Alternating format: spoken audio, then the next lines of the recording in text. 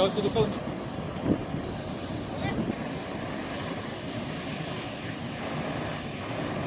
Ja, ik gewoon niet.